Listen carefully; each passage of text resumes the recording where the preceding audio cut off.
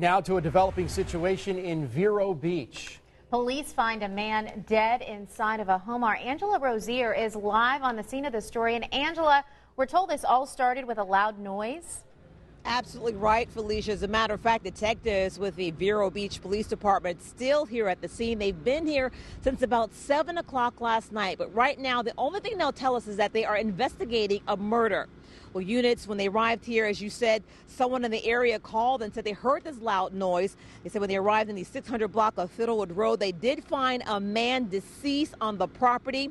We're still waiting to exactly find out who that man is, but they did tell me that they have confirmed that there was a robbery at this scene. We talked to some neighbors and folks who work here in this community, and they say there have been problems with break-ins in this area. Terrible and scary. Scary. Before, Vero Beach was very safety place, but now is so many things is coming. I'm scared. I'm really scared,